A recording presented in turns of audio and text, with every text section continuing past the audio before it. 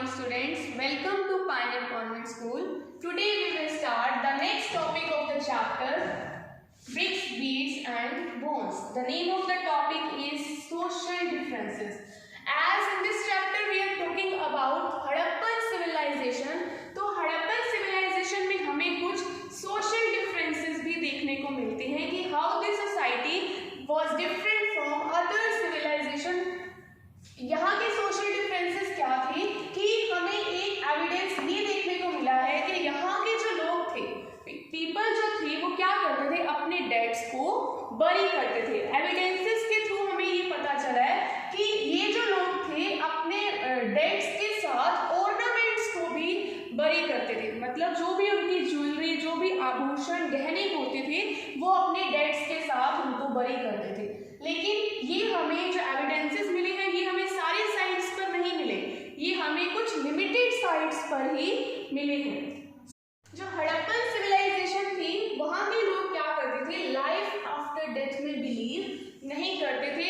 As like अगर हम दूसरे सिविलाइजेशन की बात करें लाइक इजिप्शियन सिविलाइजेशन में, तो वहाँ के लोग जो थे वो अपने डेड्स को बरी तो करते थे लेकिन उनके साथ साथ उनके डेली यूज की थिंग्स, उनके ऑर्नामेंट्स, जो भी सारी चीजें होती थी वो उनके साथ क्या करते थे, बरी करते थे. बिकॉज दे बिलीव कि लाइफ आफ्टर डेथ, वो लाइफ आफ्टर डेथ में क्या करते थे, बिलीव करते थे. बट हड़प्पन सिविलाइजेशन के लोग ये बिलीव नहीं करते थे. तो हमें इसने लिमिटेड साइट्स पर ही कुछ एविडेंसेस देखने को मिले हैं. उन एविडेंसेस में ये थिंग्स थी, first is copper mirror, second is jasper stone and third is 3 shell rings and second is luxuries. यहाँ के लोग, सेकेंड पार्ट क्या है, लग्जरीज. जो हड़प्पन सिविलाइजेशन है वहाँ के लोग थे, they were not in too much luxuries, means वो उनके पास ज्यादा लग्जरीज नहीं थी.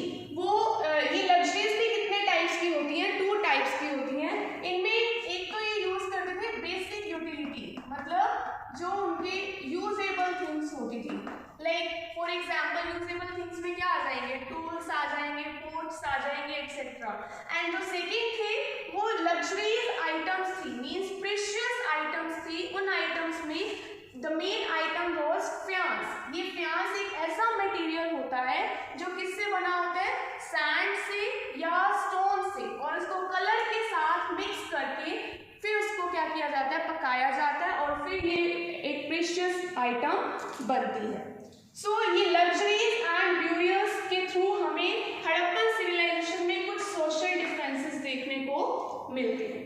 नाउ अब हम बात करेंगे कि वहाँ के लोगों का प्रोडक्शन मैनेजमेंट कैसे था, कि how they do the production. Harappan civilization is famous in making produces. Harappan civilization के जो लोग थे वो किसमें फेमस थे, प्रोड्यूसेस बनाने में, मीन्स प्रोडक्शन में वो बहुत ज्यादा फेमस थे. हमें एविडेंसेस में कुछ आर्कियोलॉजिकल साइट्स मिली हैं, फेमस साइट्स मिली हैं. First site is Chanhudaro and the second is Lothal. ये स्मॉल टाउन्स थे. हमें यहाँ पर बहुत सारे एविडेंसेस मिले हैं. हमें यहाँ पर ये पता चला है कि यहाँ के लोग क्या क्या चीजें बनाने में एक्सपर्ट थे, क्या क्या क्राफ्ट बनाने में एक्सपर्ट थे. तो हमें किस किस चीज के एविडेंसेस मिले हैं, बीड्स के, मेटल्स के, स्टोन्स के, शेल्स के, सील्स के एंड वेट्स के. अब बीड्स में भी हमें किस टाइप के एविडेंसेस मिले, मीन्स वहाँ के लोग कौन कौन से टाइप के बीड्स बनाते थे, कॉपर के, ब्रॉन्ज के. मेटल्स में भी ये copper, bronze, silver and carnelian. Stones में वो कार्नेलियम स्टोन का मेन यूज करते थे जिससे वो बीड्स बनाने में हेल्प करते थे. शेल्स में भी, शेल्स के जो हमें एविडेंसेस मिले हैं वो हमें कहाँ पर मिले हैं, शोतू खाई में, that is in Afghanistan. Seals, पत्थर बनाने में भी वो एक्सपर्ट थे एंड वेट्स बनाने में भी वो क्या थे, एक्सपर्ट थे. हड़प्पन सिविलाइजेशन ऐसी सिविलाइजेशन थी जिसने मेजरमेंट करने के लिए एक इन्वेंशन किया था. चीजों के एविडेंसेस मिले हैं लाइक बीड्स के, तो इनकी शेप्स कैसे होती थी. ये जो लोग थे ये शार्प एजेस बनाने में बिलीव नहीं करते थे. इनकी जो शेप्स थी, इनकी जो थिंग्स थी, उनकी शेप्स कैसी थी, डिस्क शेप थी, स्पाइरल थी या सिलेंड्रिकल शेप्स थी. ये रेक्टेंगुलर में या शार्प एजेस वाली शेप बनाने में बिलीव नहीं करते थे। ये शेप्स बनाते थे ताकि किसके लिए बनाते थे? टू मेंटेन द स्मूथनेस, कि वहाँ कि उन चीज़ों में स्मूथनेस बनी रहे। अब वहाँ के लोग डेकोरेशन भी करते थे अपने हाउसेस की, या अपने जो भी थिंग्स मिली हैं उनको डेकोरेट करते थे। हमें वहाँ पर किस किस चीज़ों के एविडेंसेस मिले हैं? लाइक वॉल पेंटिंग्स की, या हमें कुछ स्पेशल डिजाइन्स मिले हैं जो उन थिंग्स पर बने होते थे। नाउ द पीपल जो थे वो टेक्निक्स क्या यूज करते थे इन चीज़ों को बनाने के लिए? वो स्पेशल ड्रिल्स का यूज करते थे, स्पेशल थिंग्स का यूज करते थे, उनकी चीज़ें बनाने में वो बहुत एडवांसमेंट्स का यूज करते थे। एंड सबसे मेन इंपॉर्टेंट थिंग कि वो जो काम करते थे they do work with simplicity, वो बहुत सिंप्लिसिटी से काम करते थे। अब क्या है, ये प्रोडक्शन तो उन्होंने कर लिया। ये प्रोडक्शन जो होता था वो कहाँ पर होता था? फिनिश होता था इन दो छोटी छोटी कंट्रीज में, सिटीज में, छानूदारो एंड लोथल। यहाँ से जितने भी प्रोडक्ट्स बनते थे वो कहाँ जाते थे? The main big city that is Mohenjodaro. So we can say कि यहाँ के लोगों ने एक टेक्निक सेट की हुई थी प्रोडक्शन करने में और मार्केटिंग करने में। Start. Now we will move to the next topic, strategies for procuring material. Procuring material means, procuring का meaning क्या होता है? Purchase करना, कि how the people purchase the material to make their craft, कि हड़प्पन civilization के जो लोग थे वो materials को कैसे purchase करते थे क्राफ्ट बनाने के लिए। तो जो वो materials थे वो कहाँ से मंगवाते थे? Materials from the subcontinent and beyond, उससे आगे। मीन्स इसके लिए दो स्ट्रैटेजीज अपनाते थे, दो मेथड्स अडॉप्ट करते थे। First is establishing settlements in new areas near resources, कि या तो वो ये स्ट्रैटेजी लेते थे कि जहाँ पर रिसोर्सेज हैं उस जगह पर जाकर वो अपने सेटलमेंट्स को एस्टैब्लिश कर लेना। मीन्स वो लोग वहीं जाकर ही क्या हो जाते थे? सेटल हो जाते थे। एग्जाम्पल, नागेश्वर एंड बालाकोट, यहाँ पर जो शेल्स थी वो बहुत ज़्यादा थी। यहाँ के लोगों ने इन जगह पर जाकर अपनी सेटलमेंट को एस्टैब्लिश कर लिया। हम कुछ और भी मटेरियल्स की बात करेंगे जो फेमस थी, लाइक लेपिस लेजुली।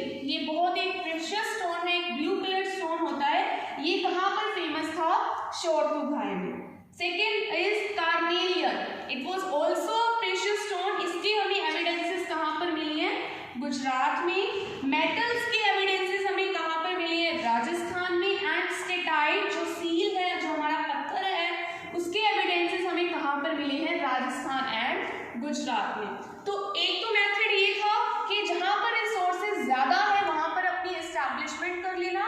एक मेथड ये था सेंडिंग एक्सपेडिशन इन न्यू एरियाज, मींस जहाँ वो नए एरियाज में अपने एक्सपेडिशंस, अपने अभियान सेंड करते थे। फॉर एग्जांपल, जैसे जहाँ पर रॉ मटेरियल ज़्यादा है वहाँ से ये रॉ मटेरियल अपने एरियाज में लेकर आते थे। फॉर एग्जांपल, छानूदारो, यहाँ पर कॉपर माइंस फेमस थी। और कॉपर माइंस कहाँ पर फेमस थी?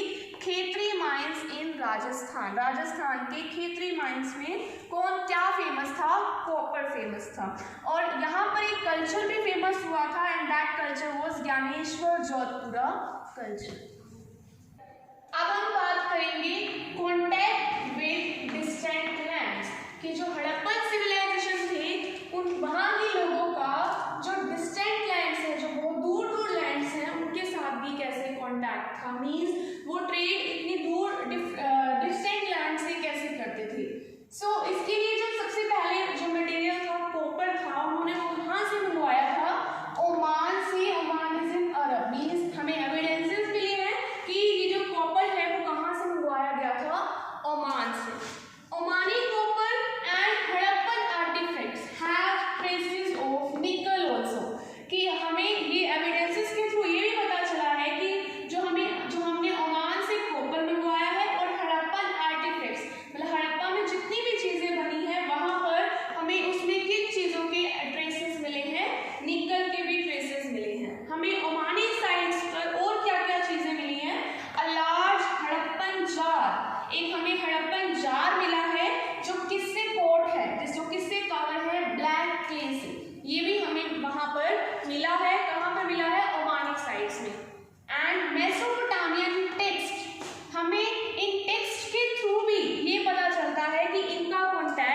कुछ रीजन्स के साथ था, कुछ एरियाज के साथ था।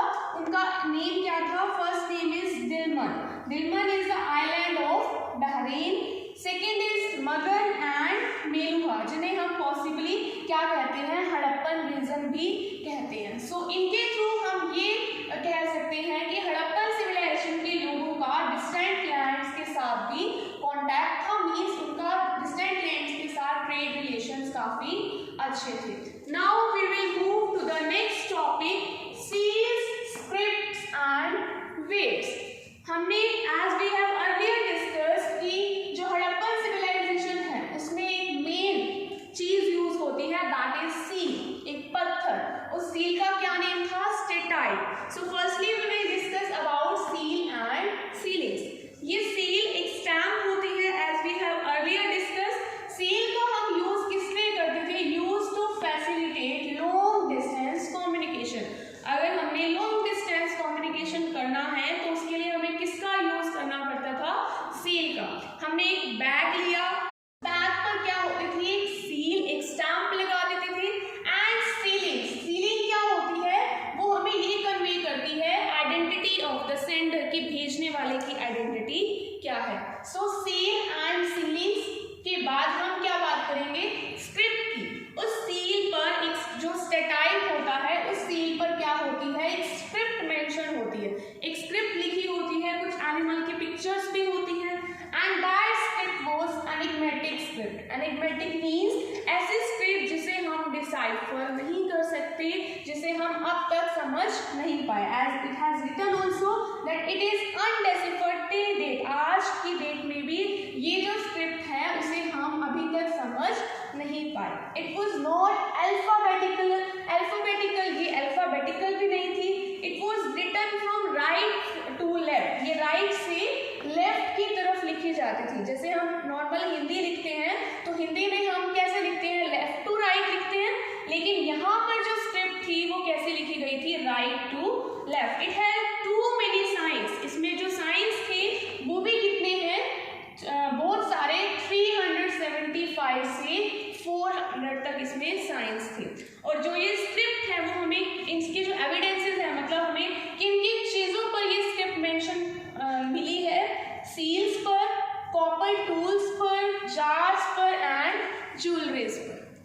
The next topic we will discuss that is weights.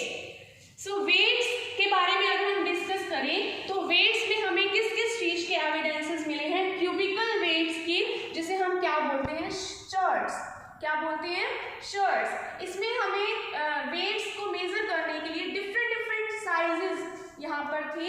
1 ग्राम से लेकर 12,800 ग्राम्स तक वेट मेजरमेंट करने के लिए बहुत सारे साइजेस थे। Smaller weights use for weighing jewellery and beads. जो छोटे वेट्स थे, स्मॉल वेट्स थे, उनका यूज किसके लिए किया जाता था? ज्वेलरी को वे करने के लिए या फिर बीड्स को वे करने के लिए।